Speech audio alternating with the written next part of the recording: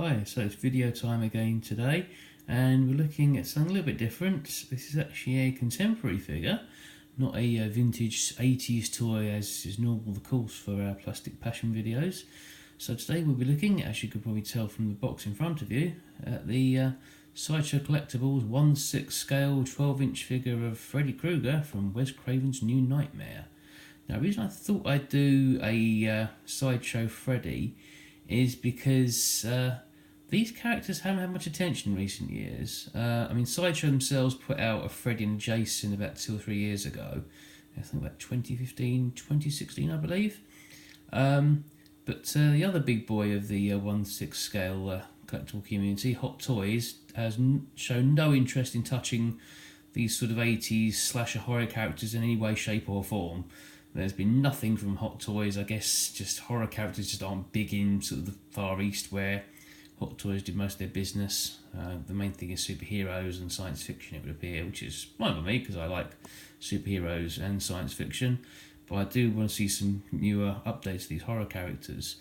But the real question I wanted to ask myself is do these figures from like sort of almost 15 years ago now really hold up? And I think we'll be quite surprised by the answer to that question. So first, this is one where I do have the box still. It is a bit mutilated, as you can see from the top there. These are quite old now. Actually, New Nightmare is my favourite Freddy film. I think it sort of broke the mould a bit when they were getting a bit stale, those movies. And I like the whole kind of film within a film idea behind it. Anyway, so it's a gatefold box, as these were back then. Same the sort of, all horror characters that Sideshow did. The sort of cast and crew on the inside. Image of the movie poster. And that's where the figure and the stand and the accessory would be, which is the hat in this case. And there's some sort of stills on the back of Freddy. Just go a bit higher so you can just see that. There you go. And just stills from the movie and images of the Freddy versus Jason sort of pre-burnt Freddy, which shows a sculptor Robert England, which I'm sure they could do much better with the sort of Hot Toys format style figure now. And of course Jason Voorhees from Friday the 13th. Okay, so just give you a quick look at this one as well. Just shows some bits of guidance there and whatnot. Okay, not suitable for children under 14 years apparently, even the movies were sort of rated R. Okay, so let's put that down for the moment. Put my camera back on its stand. It's currently propped on a bowl, believe it or not, just to get a bit of height in there. And there's the man of the moment, the man himself. There is Mr. F. Krueger.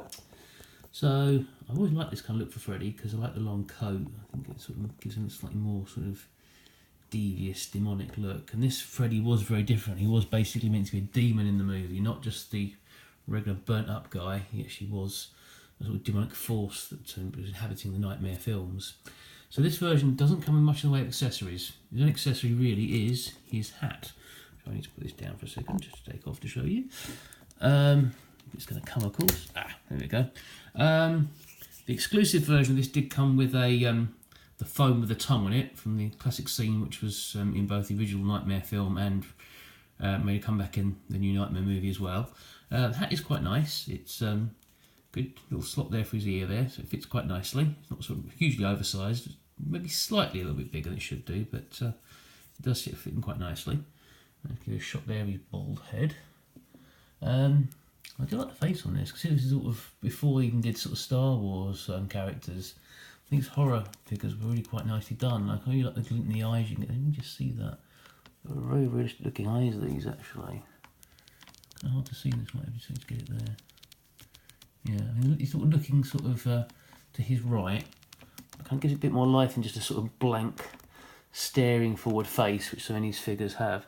In fact, it doesn't look as good on camera as what it does in person. It looks a bit sort of, I don't know, a bit flat almost, the colours. Whereas when you actually look at the colours in this sort of in person, they do sort of look a bit more livelier.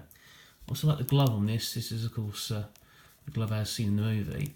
And this actually has sort of a blade on each finger, including the thumb.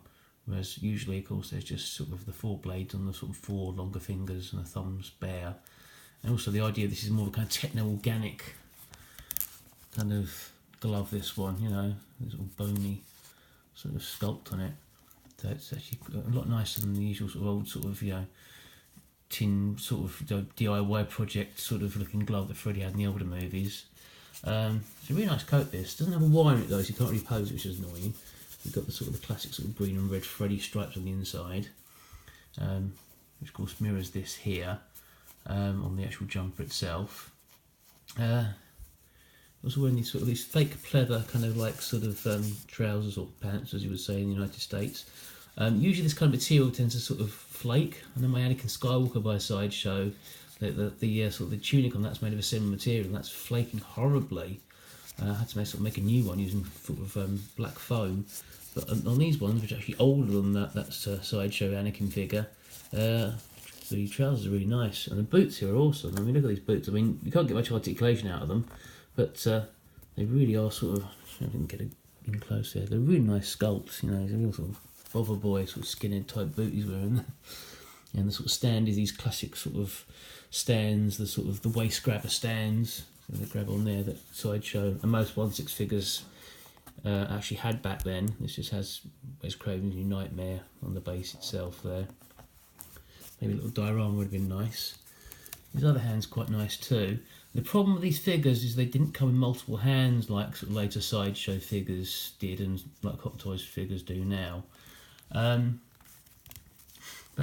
You know, they tend to give you a very good sort of posed hand that kind of you could use for sort of multiple situations, and it would still look quite good. I was doing sort of putting his coat open there really. The trouble is, it sort of makes his sort of jumper bulge out a bit. This sort of printing they've got on here, giving this a bit of a gut really, which of course Robert England didn't have. Robert England was quite a svelte gentleman even in his later years. So let's pop his hat back on. There you go. I just sort of like to have him sort of in my cabinet, just sort of standing there staring sort of to the right. He just, you know, really awesome looking character this actually. And it's just amazing to think this is like 14 years old almost. It's just a really, really well done figure. And I think it does sort of hold up very well. I mean, I had this on display with my sort of modern Hot Toys and more recent Sideshow figures, and he holds up. He looks good with those. You know, he's really sort of in lieu of nothing else. And I think the Freddy that Sideshow put out a few years back wasn't really a huge step forward. Really, it wasn't as good as a Hot Toys figure. Really, I mean, you might as well just grab this guy if you can get him. I mean, back in the day, he was £40, which was a bargain compared to what Sideshow and Hot Toys charge for their figures these days. And if you look around, you can occasionally find them sort of close to that region. I mean, the odd thing about these Sideshow figures is they're one of the few modern toys or collectibles that seem to actually have gone up in price. I mean, most Hasbro Star Wars things are sort of go for nothing these days, whereas these Sideshow figures, you know, they sort of sometimes see them for £100 or so. So if you do, or if you can get him for sort of a price closer to what he retailed for back in the day, please pick him up because he's worth picking up. And I said he does look great basically with sort of modern sort of Sideshow and Hot Toys figures, as you'll hopefully see soon when we do a video which showcases my 1/6 scale collection of figures. Something to look forward to there. Okay guys, well, thanks for watching, and as I'm sure Freddy would say, sweet dreams. Thanks a lot. Bye.